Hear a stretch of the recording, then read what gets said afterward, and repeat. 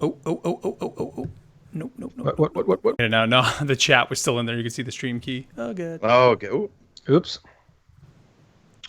Yeah, make sure we don't have the... Yep, we're live. There we go. Hey, everybody. What up, everybody? What up, Everybody in what chat? up? What's up, Robert? Last word is in chat. Hey, Rob. Hey, last word. Last word, Hopefully, I love that. hopefully we'll have you soon. Soon enough. When we get to the quest line for the last... Well, yeah, by the way, Sean, did you see in the rundown the thing I put about the rune? Well, Check it out because we got to talk about it later. Yeah. Let me pull up the document. I try to make it as spoiler free as possible, but Yeah. Did you see some spoilers hit Twitter today? I did. Yeah. We won't be talking about that today, guys. Yeah, nope. No spoilers here. Nope. Hey, Nope. Canadian Dick, what's up, dude? That is probably the funniest. I love that name. That is pretty good, man. I like it. But what's up, guys? Thank you here for joining us. We have a good one in store for tonight. Destiny just is the game that keeps on giving, boys. This is the best for sure. So This is going to be an interesting about. one. Yep. Yeah, lots. Lots to talk about with the Black Armory, obviously the Dawning. Real quick to you guys over here in the chat, we do an extra podcast for our Podbean supporters, EBD, and we're always looking for just fun questions and topics and comments. So if you could either email them to us, feedback@theguardiansofdestiny.com, or you can leave them on Twitter @guardiansofd, or even if you want to leave them down in the show notes here for this video. Leave just a funny... EBD stands for everything but Destiny, by the way. So it can be anything. So it's a fun question or topic non-Destiny related. We're recording that tomorrow night, and it's going out to all our patrons. If you want to be a patron, you can find that at our website, theguardiansofdestiny.com, and it'll link you over there, and you can get yourself signed up and get access to that podcast. It is not PG-13, and we typically have a pretty damn good time. Yes. Hey, Metallica Stoner, what's up, dude? Thank you for that. Any word on the last word? And I put, no word just yet, no pun intended. It's probably going to be a quest in January, I think, right? Probably. Yeah, so it's looking like that end of January update we're going to get. Something like sweet. that. Will Black Armory be free when you buy Forsaken? No. No, You got to buy the annual pass. Annual. Whoa, a little slip there, Kato. All right, you guys ready? Ready. All right, let's do this. Guardian Radio episode 278. Let's go. Welcome everyone to Guardian Radio, the first and longest running Destiny podcast on the net. You are tuned into episode 278. My name is Mark Turcotte, and joining me this week, as always, from the Dub Den, K-Dub. K-Dub, what's up, dude? Man, I don't know what to do because I don't have weather. I don't have clothing for this weather. We're having a cold snap that just hit, and it's 63 degrees down here right now. As you can see, if you're watching the video, I'm holding up my thermometer. 63. We're freezing. I don't know what's going on. I don't know what I'm going to do in the morning. It's supposed to be 58 in the morning. I don't have clothes for that, Oh, my man. goodness. That's ridiculous, You're a mess. You're a mess. It is going to get up to 74, though, so it should be okay. There you go. Well, it's funny, dude. I was in Florida all weekend, and I know. we were getting hit here yesterday, like in the southeast. Yeah. Luckily, we only got just a little tiny bit of like ice. But above us, I mean, literally probably 10 miles north, they did get some snow. But driving up 95 yesterday, it was just, nice and warm. But I was just watching that thermometer. It was in the 70s. Drop just dip. By the time we got to Charlotte, it was like 36 or whatever. Yeah, it's going to be beautiful here all week, man. It's awesome. You suck. All right, and that other voice there you heard from the frozen tundra of Queens, Mesa Sean. Sean, what's up, man? Yeah, I was looking at my phone. It's 36 degrees here. I'm leaving for a little trip this week where it's going to be 37 degrees. Oh, nice. And then I have Miami Beach programmed in here where right now it's 65 degrees. Yes, sir. And, that's right across the alley from me. That's directly east where I am. Florida's so awesome. So, looking forward to because this show's going to be a nice debrief of what we think about Black Armory. This is something brand new in terms of how Bungie and they're delivering content to us, which is kind of unexpected. You know what I mean? Mm-hmm. Like, it's different. Like, normally we get an expansion, we get all this, and then we kind of move on to something else. So we have a lot to talk about tonight. Yes. Really looking forward to Things are deep very, diving very different this time around. Very so different. lots to talk about, guys. Thank you here as always for making us a part of your week and tuning in here to the podcast, however you're tuning in. What's up to everybody over on YouTube, youtube.com/Mesa Sean. We do the show live every Monday night, so thank you guys for tuning in live. You can always catch the video version over on YouTube, youtube.com/Mesa Sean. You can catch it there. You can also download the podcast on iTunes, Podbean, your podcast service of choice. You can find it there or on our website, theguardiansofdestiny.com. Don't forget, you can email us feedback at theguardiansofdestiny.com or follow us on Twitter at guardiansofd. All that is down in the show notes if you're tuning in. Whew, I'm going to take a breath after that, guys. I'm trying to get it all out because we got lots to talk about this week. Now, usually, when one of these content things drop or, these pieces of content drop, we always just jump in and really go through all the content that's there. But this time, Bungie's doing it a little bit different. I think we're going to be doing it a little bit different as well. So let's move on here to our news segment, guys, and kind of jump in here that we call Dispatches from the Traveler. All right. So Black Armory is Here we go. out, boys. Now, I do want to preface this by just kind of stating here at the top, because I think one thing that when you look at the community's response, especially the day one response, because I think that's where a lot of negativity and just weirdness was kind of all coming out of many people, is that you need to look at where Black Armory is kind of in the timeline of Destiny, right? So Destiny came out, and then we had the Taken King. With Destiny 2, we had Forsaken. Now, with the Taken King, we did not have a season pass or an annual pass, right? That was basically known as one of the big content droughts of Destiny, was that time period between Rise of Iron and Taken King. Well, now, here we are again. We're in Forsaken comes out, i.e. the Taken King style expansion. Now we did get an annual pass. So the annual pass was Bungie's response saying, hey, we don't want to have a big content drop post this expansion or whatever you want to call Forsaken, the yearly expansion, let's say. So they explicitly made it a point to say, hey, we're trying things different this time. We're launching this annual pass. There will not be story content per se within this expansion.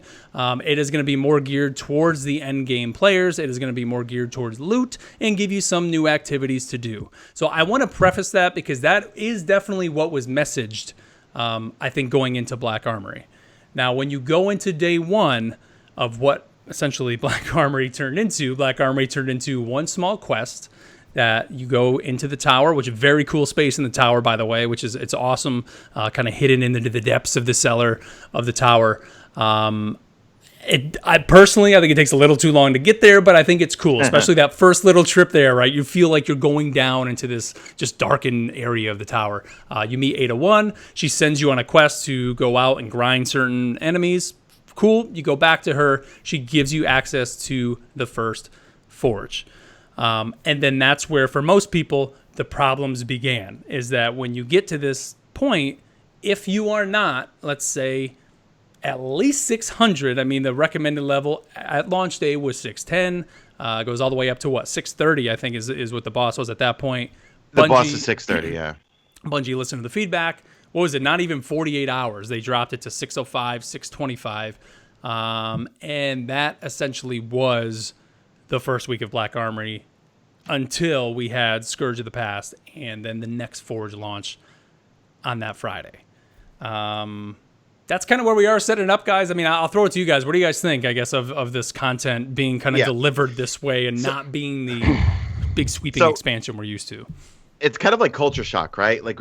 I'd say we're in a better state right now than we were last year. Because right now we'd be, last year at this time, we were dealing with the Eververse controversy and we were dealing with everyone hating Curse of Osiris. You know what I mean? Being very, very upset with us content creators, us as a podcast, Bungie, Activision, everyone blaming everyone for not being satisfied with Curse of Osiris. So it's obvious that Black Armory, and when you look at the roadmap, it's all stuff that's kind of looking to fill our weeks of activities to do, But it did feel kind of weird going in and not having a story, not having strikes, not having some new Gambit maps, not seeing like the Crucible or Shax refreshed with all new weapons, because we were used to that.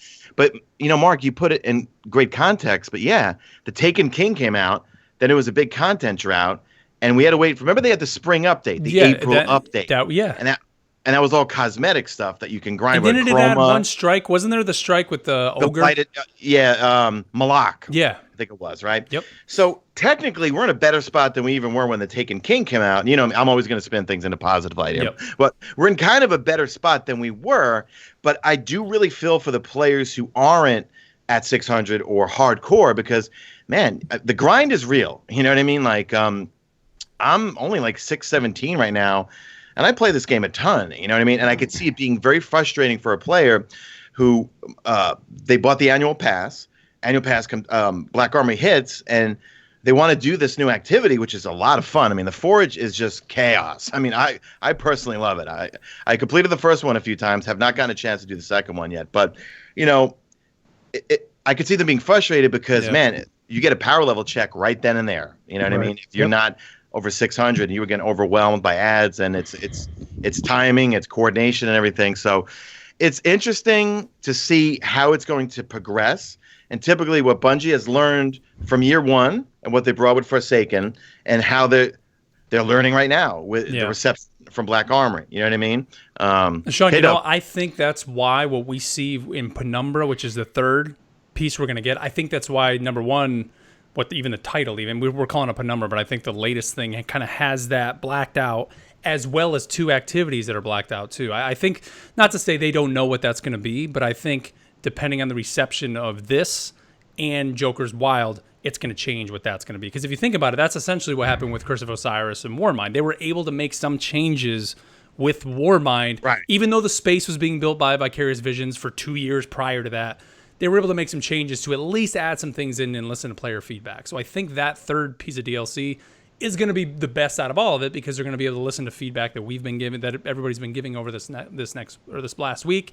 And moving forward through Joker's Wild, we're going to be able to see that. But see, I'll be honest, Sean. If you listened to the show last week, I kept saying I'm not super excited for Black Armory. Not that I'm not excited, but it was just like I didn't feel like a kid at Christmas. And part of that was, for me, my favorite part of Destiny is launching into new content, going to those new spaces, going through that. Everybody calls it that half-assed or half-baked story. I still like that. Like, I enjoy, because that to me is part of the leveling to get to the end game content of that. Like, a lot of people are comparing the Forges to Escalation Protocol, which, yes, Escalation Protocol, you couldn't jump in right away, but there was the content for you to explore. You know, like for me, I loved Warmind because Warmind was this thing to go through. Yeah, you go through a neat little short story, whatever. You can say it had its story problems and all that. For me, I thought it was cool, man. I'm back on Mars. There's strikes for me to go through. Granted, the strikes were just repurposed story missions, but at least I could rerun this quote-unquote new content to level up in the leveling process to get to the point where I could do escalation. There were little secrets hidden in there. There was new PvP maps.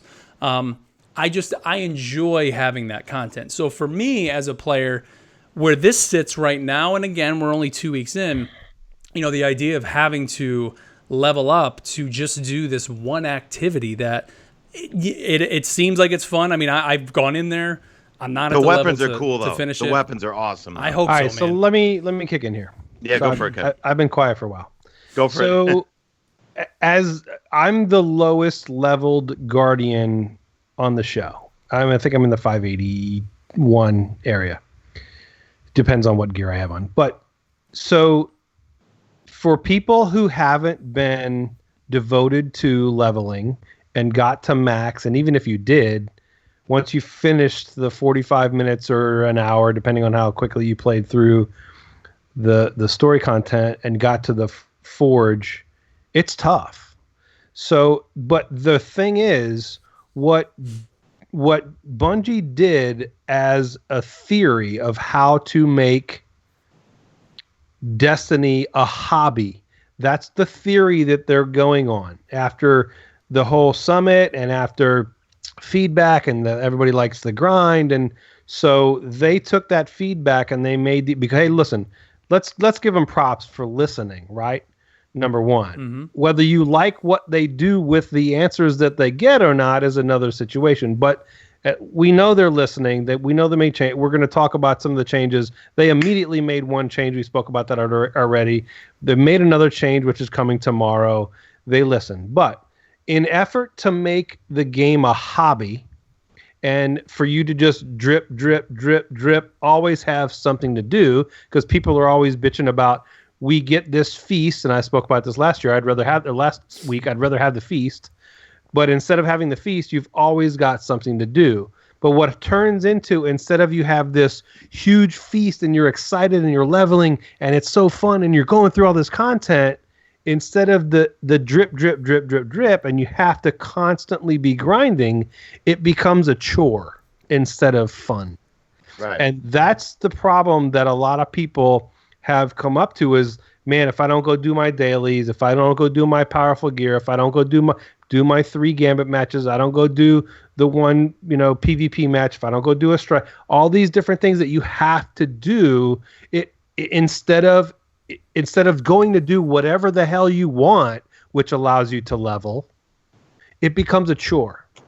And so for the people that don't have the time to put in, or necessarily want to put in 5 hours in a day or 4 hours, 3 hours, whatever the time frame is, they don't have I can go remember back in the day, I could just go down to the Cosmodrome. I could drop down to where those 3 yellow bars there were downstairs, and I could go just blow them away for a little bit. It was kind of fun. I could hang out and I would level. I would get drops, and I knew how to where to go. Or I could go do the where all the hive came running out of the doorway, and there's different things that you knew that you could do that would help you level quickly. That was still kind of fun.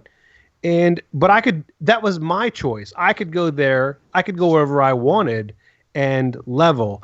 Whereas now I have to do this, I have to do that, I have to do this, and it's a really slow bump, right?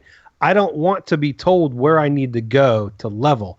I want to be able to level anywhere I go, doing whatever. Whoa, hold on. Yeah. What? Can. I know. Now you can. That's what I was going to say. Hang on. That's where I'm getting that. Yeah. Help. Look, I put in the rundown. Help is on the way for sub 600 Guardians, and I put it in red. Right. So, as I was saying, Bungie is listening. So what they're doing is, if you're under 600, as you play whatever activity you are, you're going to get significantly more drops of prime engrams, and they're going to give you a bigger bump than they did before. That is a really, really hopeful, awesome thing that they're bringing to us, because that gives me hope that, you know what, maybe, a week from now, I could maybe go into the Forge. Maybe or wherever it is. Yeah, I mean, I'll be honest with you, man. Like, it definitely, this change is needed for sure to bring it up to. And what we're kind of getting around here, they said now, if you're under 600, you're going to get more prime engrams dropping, and it's going to give you more of a bump. I think that's going to be great, but I don't think you're going to still be able to. If you're, let's say, 550, you're not going to be 600 in a week. No, unless you're playing constantly. Which by the way, a couple things. One. Yes, it's not hard. I see people in the chat saying it. It's really not hard to hit 600. You just need to, like Caleb said, you need to make it the chore. You need to consistently be playing. Right. But I think that's where the problem is those people that aren't 600 now have not been playing. What if somebody only has 1 hour? Those people that aren't 600 stopped playing because they didn't want to keep playing that same content, and now they're coming back for the new content, and you're saying, you got to go back and play the old content. It's like, they didn't want to play the old content for the last month, so now they're definitely not going to want to play it to get the new stuff. So my concern is that you're going to have people that, the way it's set now, and again, Bungie is listening, it's not going to be this way. Either, Joker's Wild, I don't know if they're going to change it for that, but I guarantee you that third one, they're going to make the changes where people can jump in and at least experience the content, because that's how this works. But I think the way it's set up now, to make it a hobby, right? They want to make it a hobby for people. I think instead, for making it a hobby for the new players who maybe came in new with Forsaken, or maybe got it free with PlayStation Plus, or even on Blizzard, Battle.net, who are now jumping in and saying, wait a minute, I just spent $35 and you're not going to let me play this? You want me to make it a chore? That's not going to be fun. So making it a hobby for those newer people, the way they're doing it, that's not going to work. And honestly, part of that is because, and I hate to say this, man, and we're all gamers, there's so many other games to play that the idea for many people to go back and just keep playing the same thing, which Destiny is a grind. I know that's Mark, I'm gonna make a correlation to your point. Sean, when I watched some of your stream when the new update came. You went, you did the bit of the story. You got to where you were going to do the forge, and then what did you do because you realized, oh gosh, we got to power up. What did you go do?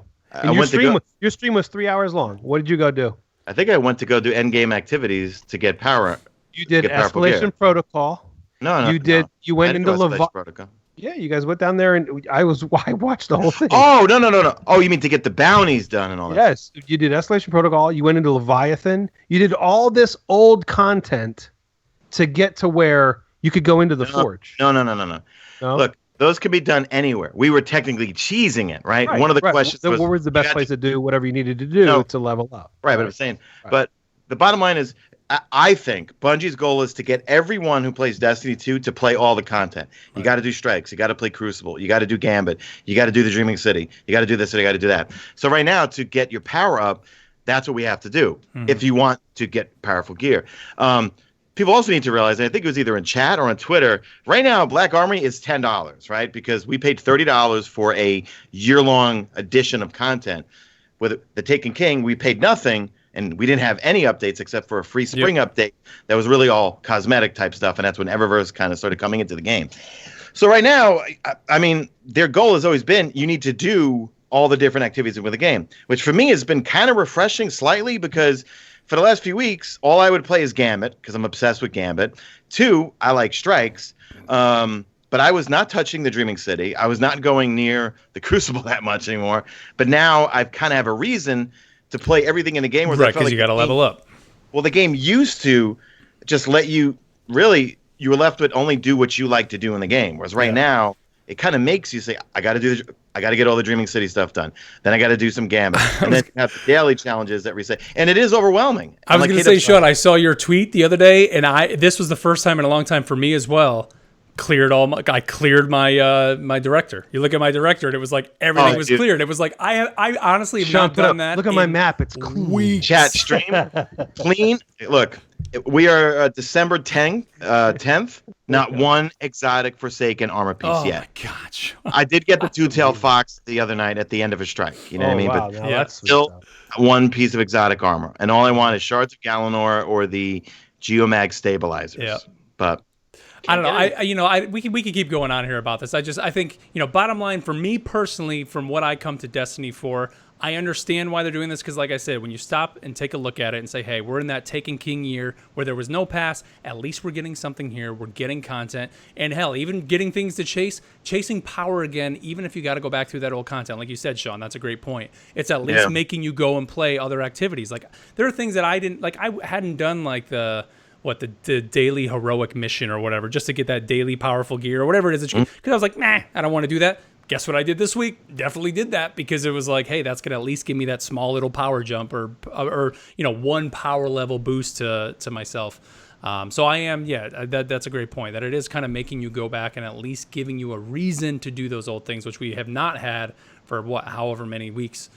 Spider Wanted bounty. Everyone forgets that. Yeah. That's an easy, powerful job. Exactly. Every week. Yeah, that's another good one too. Yeah. So, in the end, they're testing it, but I think listening to all the feedback from everyone, I think that moving forward in these content drops, things are going to change. And honestly, like I was talking to somebody recently, like what would have been a great thing I think for them to do for this, and it would have probably appeased most of the people. I mean, in the end, people probably still would have said, "Oh, the Forge isn't worth it." What if there was like a 550 version of the Forge, and let's say these new weapons that they drop, you get the weapon at 550 or whatever, and you could keep grinding that, and you could get it all the way up. Keep grinding the first Forge and now the second Forge, all the way up to 600. Once you hit 600, it jumps up to 605 or whatever it is. Then it gives you the potential to get the masterworked version of that gun, and then then it keeps going, and then that masterworked version drops a little perk on it. An extra perk. What didn't we have that in Warmind? What was the gun that you could get? The scout rifle that eventually gave you the exotic version when you did that quest over 4 or 5 weeks. Polaris Lance. Yeah, like what if they did that where it's like, hey, you do the Forge at 550, you get the regular version, the legendary version, you do it at 600, you get the masterwork, you do it at 630 or 640, you get the exotic version of it. So this way, right out of the gate, most people who made it to the Dreaming City, played a decent amount, they can access the content. Everybody can be in there having a good time. But then if you really want to make it for the hardcores, they're the ones that are going to get the masterwork version or the exotic version. that to me would have just been like a simple fix, so then everybody's at least experiencing some new content. But hey, this is the route they're going for it now. This is, I think what I like I said before, I'd rather be in this position than at this time, December 10th, 2018. December 17, where Curse of Osiris came out and the Eververse thing hit, and I am getting called. Well, I still get called shill, but I am getting called shill, apologist. Your channel should go die, and this and that. Yeah. And, I said it. I was like, they will turn it around by next year, and sure enough, Forsaken did that. So this is something new, and we just need to watch it evolve. Guys, this is destiny. This is destiny, man. The last thing that I have to say about this is, look, Forsaken has been amazing. The game is back. Everybody's on board. Yes. I think expectations. So, look, I've been in sales forever. The main thing you want to do in sales is set expectations properly.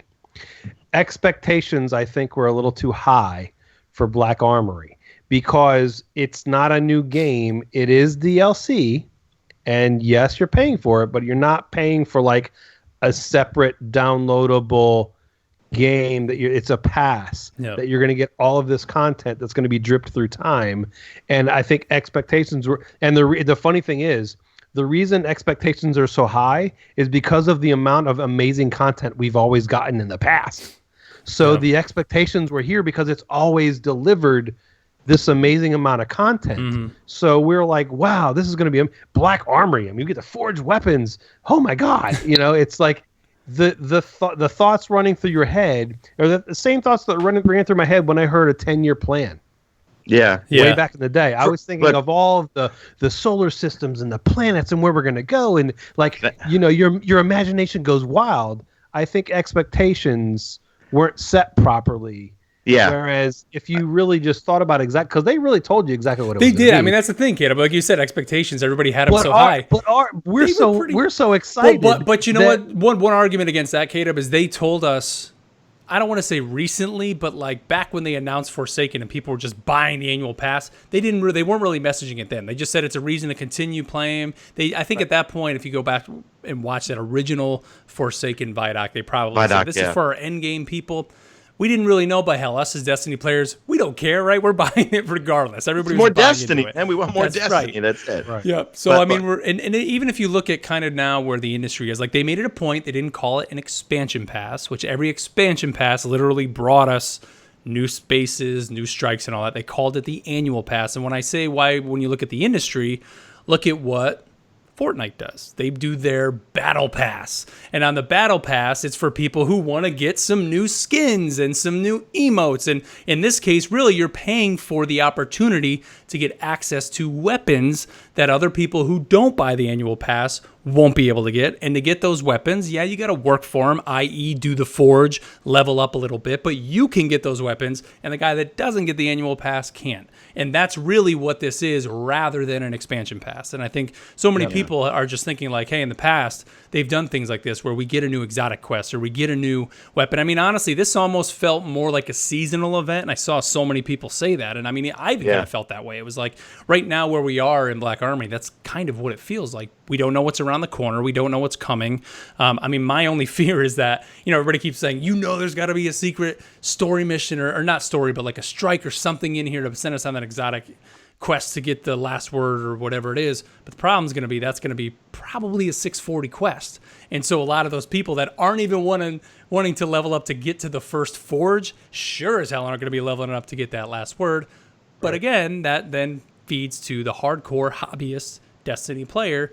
And that's what the hobbyist wants. And if you want to be one of those people to get that weapon, you got to work for it. So, I don't know. That's kind of where we are. But real quick here, guys, before we move on, let's thank our first sponsor, and that is On Air PC. Our good friends over at On Air PC. They will help you get set up and gaming live on the internet. Just give them a call, 330-850-1525. Call Ryan and his team. They'll get you on the phone, see what game you want to play, what service you want to stream it on. They will build the PC custom for you to make sure that you are looking just as good and playing just as good on the internet. Like we said before, you don't want to go to a website and just click the most expensive PC there and just buy it thinking that's going to be great. No, give them a call, 330-850-1525. Ryan and his team will build the PC specific for you. They'll play on it for 24 hours to make sure that thing everything is going to run perfect. They'll then mail it out to you, get you back on the phone, to help you set it all up in terms of not only just setting the PC up, but getting your games up and running, even getting your streaming service, whether it's OBS or whatever you want to use. They'll make sure all your settings are perfect and get you live and gaming on the internet. Every PC they're giving away right now comes with a copy of Destiny 2 and Forsaken, so you can be playing Destiny if that's what you want to do. Again, go to 330-850-1525. You can find that down in the show notes, and tell them Guardian Radio sent you. One thing I want to add to that, this week alone, I gave my daughter his phone number because she wants to save for a gaming PC, and a coworker that wants to save for a gaming PC. Nice. These are people that I care about, that I know personally, that I specifically said, please call Ryan. If I'm doing that, you know they're doing you right. Yep. So give them a call. Give them a call. You find the notes down in the show notes or up on the screen on YouTube. All right, let's talk about the raid, boys, because that is the one thing that we haven't even mentioned yet. So sure, everybody's you're getting, the forges, and I can't even level up to get in the forge. Well, if you can't level up to get in the forge, sure as hell I ain't leveling up to get in the raid, but it should be that way, right? That's how raids always are. And this time, heading into the last city, Scourge of the Past, the world's first race went on, and as always, it goes on with a little bit of controversy, but Giggs and his team did it again. They got the big win. So Giggs, Riot, Gamesager, Vendetta, Iceside, and Lunar, the team that did it. What was the drama? I think Goth and those guys got DDoS. I think they got DDoS, yeah. DDoS, yeah. DDoS, yeah. So, it was without its drama, but hey, big props to Giggs. I mean, they did it in under 2 hours, which when you look back at Last Wish, I mean, it was... almost 19 hours or whatever. Dude, Giggs is no joke, dude. I think he tweeted out a picture. He was 650 right before the raid, I think. That guy's no joke. Like, when it comes to stuff like this, so I was pretty happy when I saw that he got worlds first. So, congrats to Giggs, man. Sean, did you get through it yet? Did you get a chance to raid? Dude, I'm 617. I am going that. He's cashing in until he comes back from his little trip he's got to go on. I was texting with Peanut Butter and Toast from WTF Game Nation and, just asking them how they like it. Because I've watched Dado's videos on, just how to do it so I get to know the encounters and stuff. And it does kind of get that Wrath of Machine vibe, which I like. And especially, I mean, we're not going to spoil anything here, but the final boss fight to me looks epic from what I watched or whatever. And I'm like, guys, let me get up to like 640. So probably because I'm going to be gone all week out of the country so no leveling up for me this week until maybe Sunday, whatever. So I probably won't be tackling the raid for another couple of weeks, I think, but it looks really cool. It looks really awesome, man. Everything I've seen about it looks very cool. I saw an article, I think Polygon put it out today, how the nods to some older movies that are in this, and the final boss, which I did pick up on the final boss when I saw who it was or what it was when everybody was streaming. But it's a big nod to a big video game villain that is out there, which I think is super cool. And it seems like everybody's just having fun with this raid. It seems not to be as long, I think, as some people were expecting. That's good. I mean, it almost seems like, I don't know. That's really a good thing. I mean, honestly, look, I think our favorite, well, you guys say, my favorite raid was Crota. And there's reasons as that's the reason that's my favorite raid. But what's your favorite raid? And I'll just leave it to you. I was gonna say don't say what I. Yeah. Or because Wrath of the Machine is pretty damn awesome too, especially when you see now even what they're doing with Scourge of the Past. It's like, man, when I think back to it, I think very fondly of that raid. But I mean, I would probably say Crota too, man. Just because we spent so much time in Crota. There was two reasons that Crota were my favorite raid. Is number one, the drop in was amazing. Number two, it wasn't too long. It was just the right amount of content. There was just the right amount of, you could cheese this if you want, and they fixed it. There was the different issues with the different ways you could do things. It was just like the perfect little thing. I liked Crota the best. So what about you, Shawnee? Crota's my favorite because of the vibe, the music, the first drop in. It was the first real raid I did blind. I love the sword, using the sword to kill Crota. Yep. The music is my outro for every video because I'm a musician and that's my favorite track ever. Yep. But I think Wrath of the Machine is a close second. And I know we're all using blasphemy right now because everyone, I'm sure, in chat spam what your favorite raid is. Everyone's going to say Vault of Glass or King's Fall. Right. I was going to say, don't say Vault of Glass. They're asking I was going to throw that one out there. Don't say Vault. But the thing is, like, trying to ask you what your favorite raid is literally they're just a hair's like one is a hair They're better. all freaking awesome. I love Vault of Glass. I love King's Fall. Yeah. But for me, Crota's End, it's more of the vibey type thing. And Wrath of the Machine is also the vibe thing. I just remember, like you said, Kid Up, dropping down and then seeing Axis for the first, and the rush you get when you complete Axis challenge mode, really empowered, juiced on the left, juiced on the right, juiced in the middle, and then you burn them. It was epic, The funny thing, the thing that throws it over the edge was the troll of the penis wall. That that throws it over the King's edge Fall? for me. Yeah. Yeah. Yes. But when you go into that raid, that was one of the things that puts it right in there. Like that's how you remember we used to take noobs in there, take new people, and say, "Hey, you got to stay in here and look down for this thing," and they get launched. Mm-hmm. That one is a close.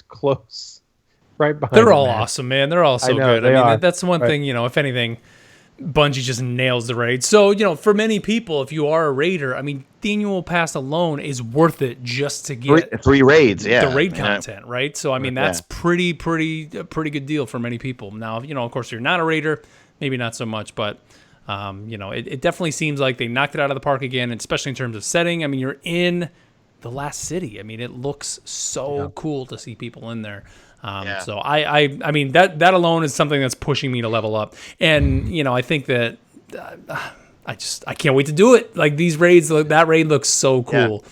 Getting all those vibes from Wrath of the Machine. Let's talk about some of the other things that are coming, and this is actually changes coming this week. We mentioned the 600 power level where Prime Engrams are going to drop some more. Let's see some Crucible changes that are coming, and these are mainly power ammo changes. And some matchmaking changes that are going to be coming.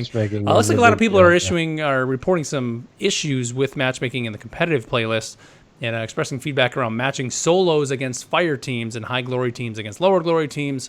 So I guess they're investigating that to see if there's going to be some future update, I guess, to fix some of that. That seems to be something that's kind of running around. Yeah, they're really looking at the matchmaking because that's been a huge complaint from the community of either A, you're going in solo and you get matched against sixes, or B, you're going in with a team that's got a really low glory rank and you're going against these people with all friggin' Lunas. That shouldn't be happening. So they're investigating that. They're going to work on that. They're going to try and work out the matchmaking issue. I think that's going to be. It seems to me like that shouldn't be that hard of a fix. But I guess what you have to do is, if you think about it, you have to look at each individual player on each individual team and calculate with an algorithm where they belong and then match them up. And you got to do that right now.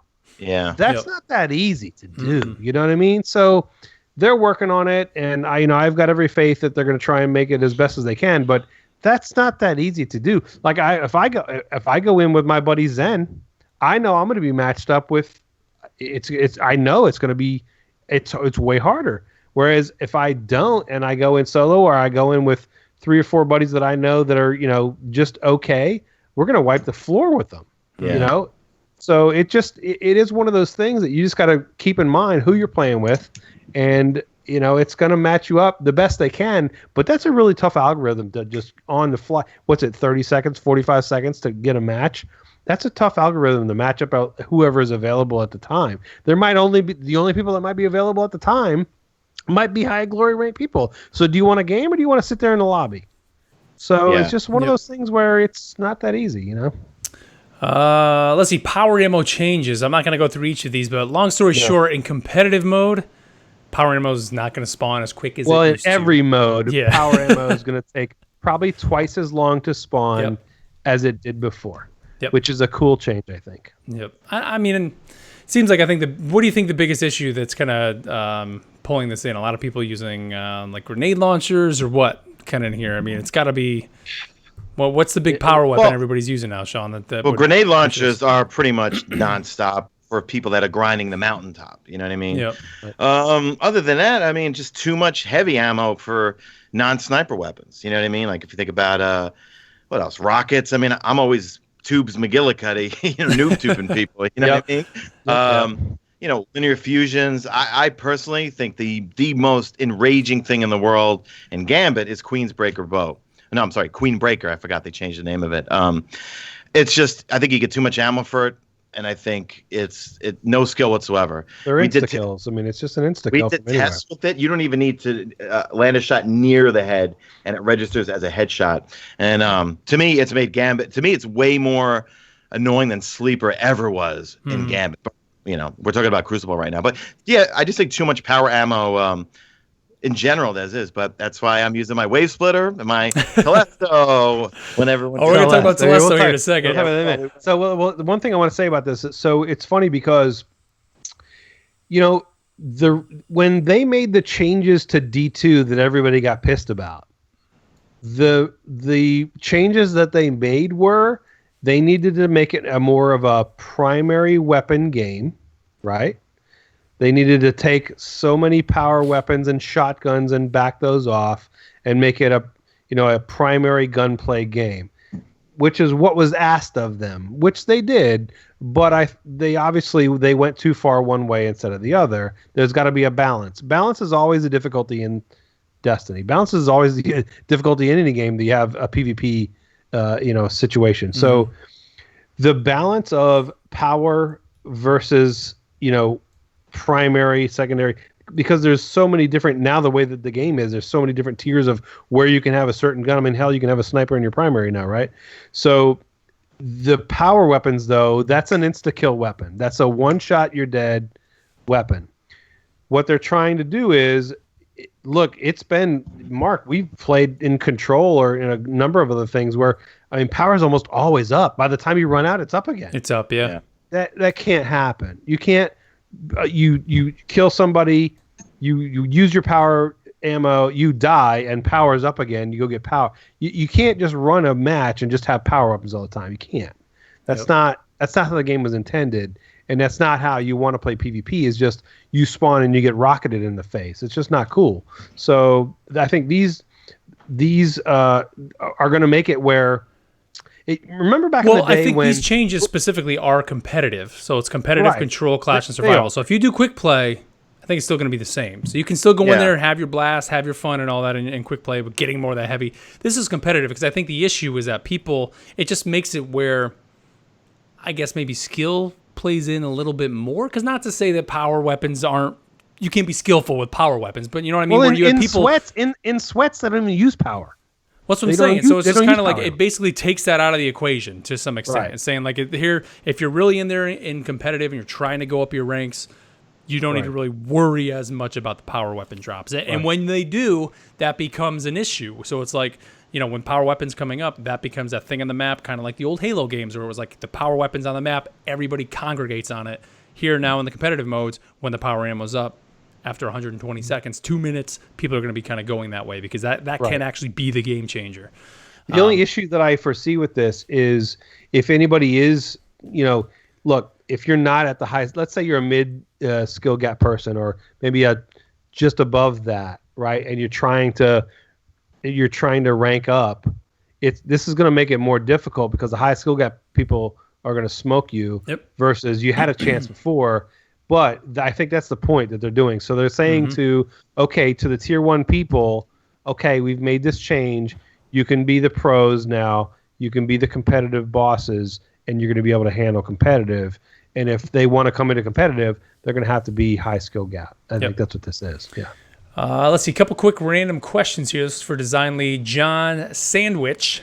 And no, that's Josh Hamrick. They purposely spelled it like that. I know. I did that on purpose, right? I love it. Josh Henrik, but Josh is awesome, man. Yeah, Hamrick is awesome. Let's see. He says, can you buff snipers and give more low zoom scopes? And he says, snipers are definitely one of the archetypes we are actively looking at and making changes to. For example, later in January, rapid fire snipers will be moving to a two-shot body kill. Additionally, we are considering allowing more snipers to be able to one-shot supers on headshots in a future patch. So that right there is going to mean people are going to be carrying those snipers more because they can be the game changer that they used to be in Destiny 1 and that they are in many other Consider that first part. Rapid fire snipers will be moving to a 2-shot body kill. Think about that for a second. 360 no scope, dude. Let's go. Everybody will be running a sniper. Yeah. If you can 2-shot body.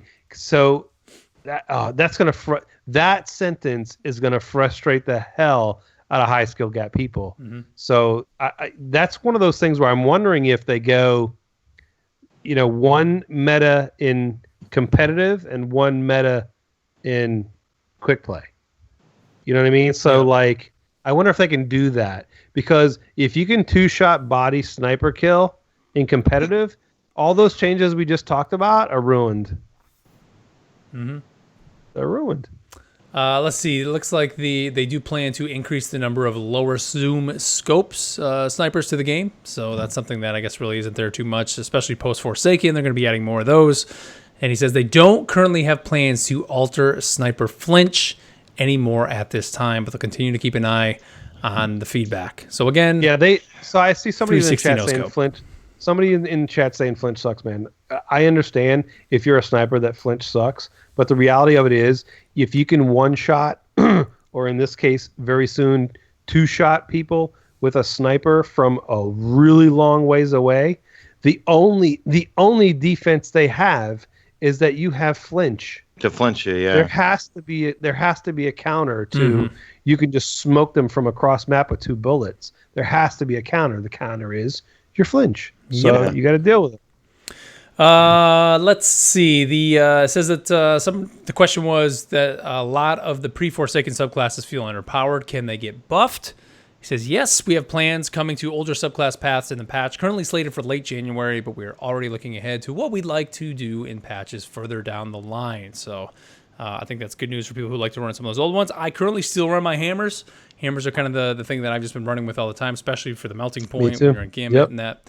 Melting point is great. the shiz. And this is a big one here. This is something I've seen a lot in the Crucible. Is Telesto is currently Besto. Can you tone it down or move it to the power slot? It says late in January, you'll find that Telesto's bolts to kill will now match its charge rate, where it was previously doing more damage than other fusion rifles of its type. That said, due to it being affected less by damage fall off due to its explosive nature, it will still be more consistent with fusion rifles of the same charge rate. It says worth noting though, the PvE damage will be increased to keep parity there. Once we see how these changes land, we can decide what to do next. And then the big one. Shawnee, you had some stuff about Telesto, right? Just love it. I mean, takes no skill whatsoever. You know what I mean? I think you said you switched to Telesto and you see all the Luna's people flying in, right? Well, the thing is, yeah, I mean, like it gets. I'm jealous because I don't have a Luna because I don't have the time to grind for it. But I get killed by Lunas so much at quick play, and I stereotype them. I'm like, well, go use that in competitive. Why are you in my quick play playlist? You know what I mean? But so then I start using Telesto. But I have a funny clip, man, where a hunter was in the new Void dance thing. He was trying to get me, and it ran out just in front of me. He's still chasing me. I fired a Telesto on the wall. He ran past it. Then I fired one on the floor as I'm Warlock gliding back. And as he walks over it, he goes, bloop, and he just bursts and explodes, whatever. But I don't know. I mean, I like that shotgunning is back. You know what I mean? Like, look, I'm a scrub. I'll still use Graviton Lance because I can murk people from cross map with it. But it is fun to feel that Destiny 1, Matador 64, Fellwinter's Lie.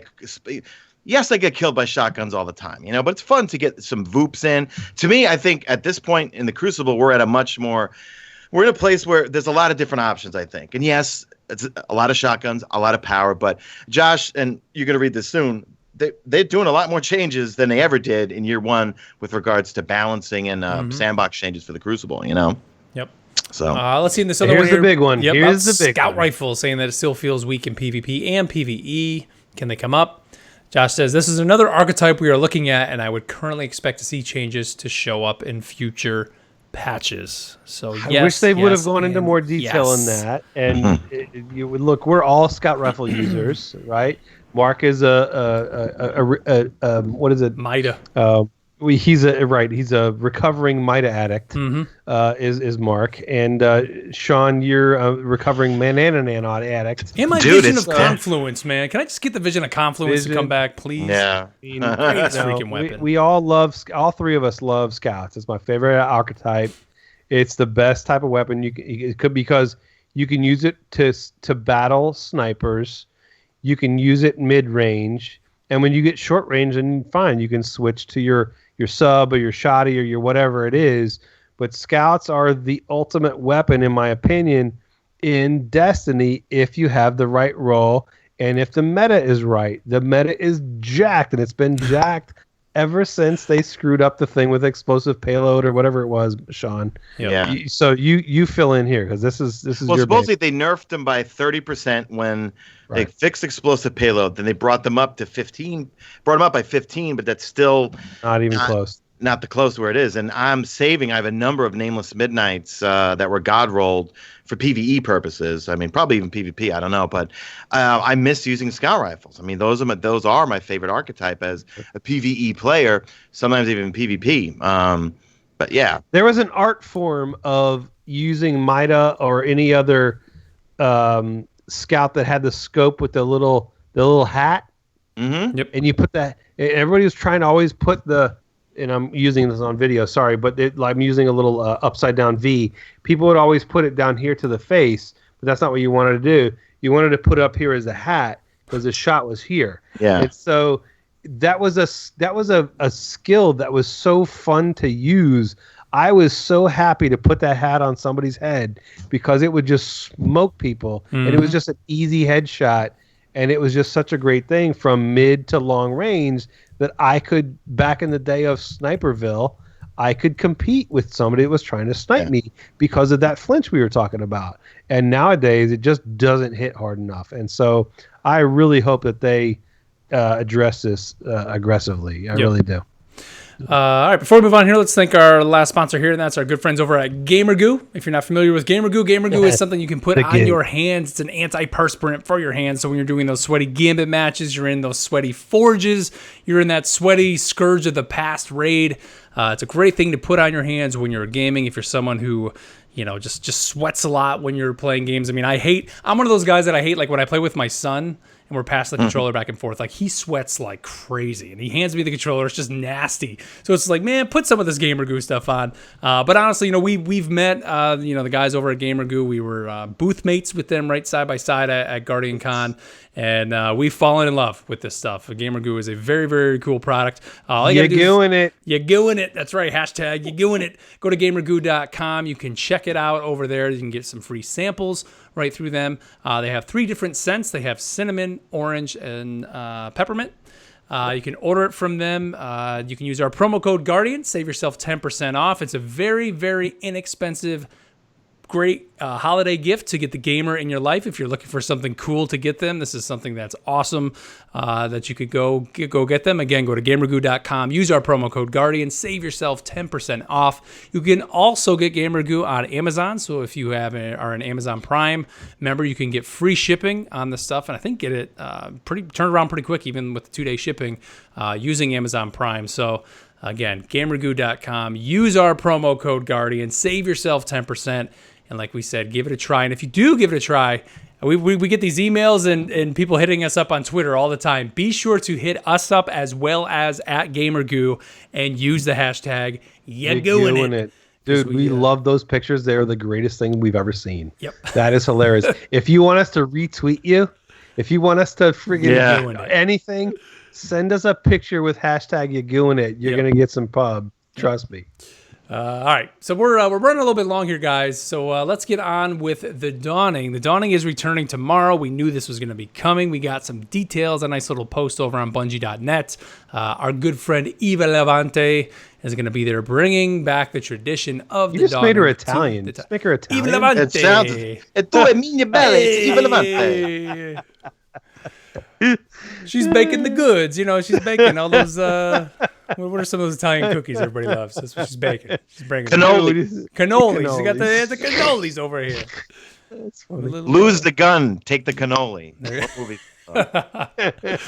But yeah, so she is coming, and believe it or not, she's bringing her baking supplies with her this go around. Yes. And I think this is super cool. So basically what we're going to be doing is going out into the world. We're gathering ingredients. This reminds me of what Destiny 1 with what was the I can't believe I can't think of it, the Halloween event where you would go around and collect the candy. That's essentially what we're doing this time. We're going around collecting these different ingredients, and you are literally going to combine them to create things like Doodles or chocolate chip cookies, all these different things. And they're even saying that if you mismatch the ingredients, it's going to result in burnt edges.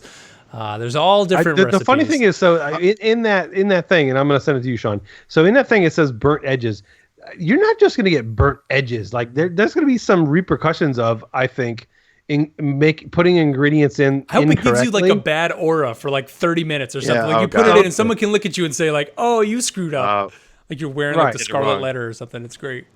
Right. But you're going to be able to get things from this. So you're going to get. Well, hang on. Let me read this part. So I put all of these in here, and I took these from Sean's video. So Sean, you go first. Okay, yeah. So basically, there's going to be a holiday oven, right? That you're going to get, and you can masterwork it actually. So there's going to be masterwork the oven. You can masterwork the oven. So there's going to be common materials and rare materials, right? Like Taken butter, Cabal oil, chitin powder, and all that. Vex and milk. then you get these. Wonder where they got that. And then you combine it with the rare materials. No, I'm sorry. Yeah, the rare materials. Yep. Then you add some Dawning Essence on it. And then you put it in, and then it makes these things like the chocolate motes or something like that. Or let me read the recipes. There's Javelin moon cakes, Alkane. What is that? Greggy cookies, Gentleman shortbread, Elinsky birdseed, Galler doodles, Candy dead ghosts, Ill fortune cookies, Vanilla blades, Traveler donut holes, chocolate chip cookies. You got to be careful saying that one. Infinite forest cakes. Telemetry tapioca, Radalorian pudding, I want some of that, strange cookies, and dark chocolate motes. So the cool thing is, what you're going to be able to do to these is trading them with other people and getting things back. It's going to be a really cool event, I think. So keep going, Sean. Oh, yeah. So basically, you could create these items. There's going to be daily bounties, a ton of daily bounties from Evil Levante, one weekly bounty. It lasts until January 1st, this whole event. Then you're going to bring these these delicious treats, baked goods, to various NPCs out the solar system, and what they'll give you, I'm not 100% sure. Should I talk about the machine gun? Well, real quick, it does say some of the rewards we can get are enhancement cores, mods, legendary gear, and then the Avalanche heavy machine gun featuring random rolls. Yeah. So you're going to be able to, I guess, get multiple versions of this gun. Well, yeah, because it shows up in the database. It's a 450 round per minute machine gun, solar. So this adds to the Hammerhead is Void, and then we've got Thunderlord, which is Arc. It's going to be a solar heavy machine gun. And it looks like the curated might be Rampage, but look on light.gg.com. It shows you there's like 8 different scopes. You could choose 2 different mags, and then you could choose 2 other sets of tons of perks. So ideally, I'd want a Feeding Frenzy Rampage version of the Avalanche. Would be an awesome heavy machine gun. And to have a solar one, I'm going to be in heaven with that thing. It's got 90 aim assist on that thing. Yeah. So the funny thing is about these is a lot of them are meant to go to specific NPCs. Mm-hmm. So Gentleman's Shortbread, for instance, is meant for Devram K. Yep. There was the Infinite Forest Cake. You could probably got to bring it to what's his name? What's his face on Mercury? Right. The Elinsky bird seed. Where do you think that's going? That's going to Hawthorne. To Hawthorne. Yep. So it's kind of cool. Like you're gonna make these things and take them to these specific NPCs for a reward. Mm-hmm. So if you have a specific type of reward from a specific type of NPC that you want, you may want to gather those ingredients and make that to take to that person. So it's just going to be interesting to see how this plays out and which one of these baked goods is the most powerful and all of those things. It's going to be really, really cool. It's going to be a really fun event. So there's going to be bounties, they say, to compete or complete along with your cookbook. So chances are we're probably going to get, do we think, are we getting a book like we normally do with a lot of these events, and that's where these things are going to be tied to? Probably would be my guess. Because guess what? The big thing you're going to unlock is, my God, man, this is one of the coolest damn sparrows they've ever put in the game. Oh, God, yeah. It's amazing. Did I send you that image? I meant to send you the sparrow. It's I don't have it. I didn't put it on the thing here, unfortunately, but great. I'm sure people have seen it. But it is a new sparrow, the Glimmer Boost Sparrow. And the way this thing is going to work during the dawning, I think, is the coolest thing ever. So while boosting, it's going to spawn Glimmer Presence every few seconds until the boost runs out.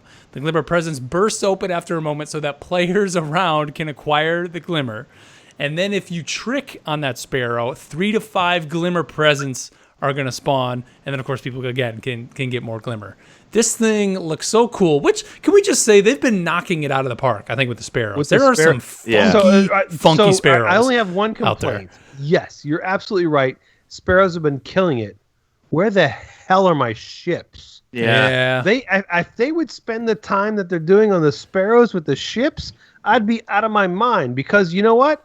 I spend 50 times more time looking at my ship than I do my sparrow. I will say, man, I really do. I just used the Whisper of the Worm ship. I bought the exotic ship. That's all I have. Right. The exotic ship that's on sale now. I bought that. I had some bright dust kind of saved up, and I also got the emote for the "This is fine" where you sit down at the table and that starts burning. Right. Yes. Amazing emote. But the one that I want from the Dawning that is incredible is the hockey one. I need throws the stick to down, have that. Throws the gloves. It is so good. Right. And they're also doing the 2-person emotes now that only one person needs to have. You just hit it, and both people just instantly jump in. They have the high five. There's the chest bump. Very cool that they're kind of expanding on what the emotes were. I think that's pretty neat that they're adding that in. Now this sparrow is brilliant, and like I said, so I've said this all along. So I've been complaining about this for a year now, because ships used to be so amazing. Like the greatest tweet that I ever got, the most likes, most views, most retweets, anything, was the raid sparrow or the raid ship from, I think it was Crota. I went in. I was one of the first people to get in because I was like right on top of it. I didn't have a lot of people in the server. I got in quick. I went straight to what's her name that gives me that shows you the ships, and I took a picture of the raid ship and put it up on Twitter, and everybody bugged out because it was so cool. And the thing is, like, we spend more time in orbit and in loading screens looking at ships, we really do, than spending time looking at your sparrow. Your sparrow you use maybe occasionally you're going to go from one place to another, or real quick, just you got killed and you're in a public event and you want to get back in there as quick as possible. Like, we don't really spend a ton of time on our sparrows like we do looking at our ships. Ships need to be amazing, because I look at my ship a hell of a lot more than I do my sparrow, and a lot of times I forget what sparrow I have equipped, but I know what ship I have equipped. And so I would really like them to spend the kind of time designing ships like they did this sparrow, because this sparrow is brilliant, and I love it. Man. I'm not saying anything bad about it. It's amazing, but I wish they would spend this kind of time on ships. One other thing too coming with the Dawning is Mayhem. It's returning. Yeah, oh my God, I saw that tweet today. I freaked out. Oh my God! I was so happy. Yeah, this week is gonna just be, and you know what? I mean, I think, all the issues everybody had with Black Armory of leveling and all that. I hope many people jump in this week for this event, the Dawning, because just by going into the Dawning and doing these other things, especially if you are under leveled, you're going to be getting those prime engram drops, those increased drops. So just by having fun in the Dawning, you are going to level up. So I think that's one thing that a lot of people need to kind of think about right now, is like, if you're kind of like, that grind to try to get to even just 610, whatever it is, go out and have fun in the Dawning, and just in the process, you're going to level up. Sure, once you hit 600, you got to go and start doing your milestones and all that. But through that process, you're also going to be doing bounties and all of that for the Dawning. So now you can at least get in there and have some fun in this event, and in the process, be working to get yourself access to the Forge and to the rest of the content in Black Armory. So I think I say well timed. I mean, they should have timed the two together. I think that would have been a little bit of a better look, if you want to say. But hey, it's a week after, and I think it's a great thing that the Dawning's going to be there. By far, the Dawning armor from last year is still my favorite armor, and I have it on my Warlock right now because I just used Destiny Manager. Because if you're watching right now live on stream, Eververse updated by accident, and all the new, I forgot what they're called, the new engrams and everything is available at Eververse right now. I will be logging in after we shut this off. I'm going to make a quick video right after the show before I finish packing before I leave. So let's, we're going to skip emails this week, guys. So we're going to hold those. Email us feedback at theguardiansofdestiny.com. One other quick thing here, though, at the very end. There is this Rune Puzzle that's going on. Yes. Anything you guys want to talk about at all? So, Sean, you start about this rune, and then I'll explain what I have a theory about. Yeah, it was something. There's a screen that's on like a monitor screen type Wrath of the Machine like thing in the Gofanin Forge.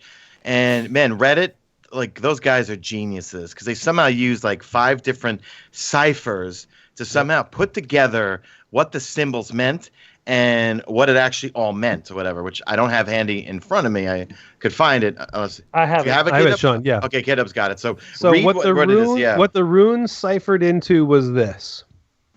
In the fire of the forge, all things began. We sought the greatest of an era. Many counterfeit hands hoped to imitate. We sought wisdom in those ages long past, forged of fog from the sun, finally to craft truth from the moon, first quenched by the last strike of the storm. That's what that rune translated into. Okay. What that seems to mean to me, if you read, we sought wisdom in those ages long past, forged of fog, from the sun finally to craft truth from the moon, first quenched by the last strike of the storm. I think we getting truth back, homie. Think so? My favorite rocket launcher of all time, okay, better than Galley, was Truth. Truth was my Truth was a fun gun, MP. Oh my gosh, it was so fun. So that's just one little on the side thing. I think that may be it. I don't know, but draw from that conclusion what you will. I think. Look, we've been getting these exotics coming back. We get the Last Word coming back. We get these other old exotics coming back. It would not surprise me if we were able to craft Truth. Truth is an awesome gun, and I really missed that. It was amazing. I just love that all these secrets are back now, and like the community and Reddit especially, these scientists and geniuses can come together and figure this stuff out. And they figured out these secret emblems in the Valinor Forge or whatever it's called, where if you use a certain sniper, the sniper from the Gofanin one, and you zoom in on certain things and you shoot certain things, all of a sudden you got a new emblem. You know what I mean? Like, the secrets are back, and I love that. You know what I mean? Yep. Very, very cool. So, all right, guys. So, again, email us feedback at theguardiansofdestiny.com. Again, we're running out of time here. Sean needs to be on his way. He's packing. He's going on a trip this week. Yeah, going to make a quick video about the Eververse stuff hitting there. And so then we're wrapping this one up here. But we'll definitely get to your emails that you guys sent us this week, next week, as well as some more. Send us your thoughts on Black Armory and as well as the Dawning, because the Dawning also is launching. So we want everybody's thoughts. Send those to us. So again, everybody, thank you here for tuning in. Everybody over on YouTube, youtube.com/Mesa Sean. Thank you guys so much for being here live. We do the show live every Monday night. Of course, you can catch the video on demand version on just YouTube over there as well. And don't forget, you can find the podcast over on iTunes or Podbean or whatever your podcast service of choice is. We are always there. And you can find all those links and all that good stuff on our website, theguardiansofdestiny.com, or follow us, as always, on Twitter at GuardiansofD. It's the best way to keep in touch with us. Big thanks to our sponsors, GamerGoo and On Air PC. You can find all those links down below in the show notes. And anything else you guys want to throw out here at the end? Are we good? That's pretty much it, guys. I'm going to be out of pocket all week. I'll have a weekly reset video for you guys tomorrow at 12 noon, and then I'm off to the airport, and I'll be gone until Sunday. So, just as a real quick thing, if anybody likes Netflix or Showtime, go check out Ray Donovan. I've been grinding the hell out of that. Ray Donovan is the boss. Nice. Liev Schreiber is amazing, and I've been grinding. I've been grinding that show. That's what I've been grinding. Nice. So it's amazing. All right, everybody. Well, thank you as always here for making us a part of your week, whether it's on YouTube, on iTunes, Podbean, or your podcast service of choice. Thank you so much. And with that, we'll catch you guys next week. Later.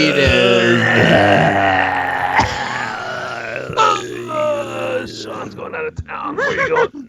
Sean, where are you going? Where are you going? All right. Secret mission. Top secret mission. Top secret mission to Alderaan. All right. Yeah, all right. I've got the rebel plans are in my phone right now. Rebel scum. All right, stream. Well, we're going to let you guys go. Sorry to cut you short, but Sean's got to go. So we'll catch you guys later. Yep. I'm going to make a quick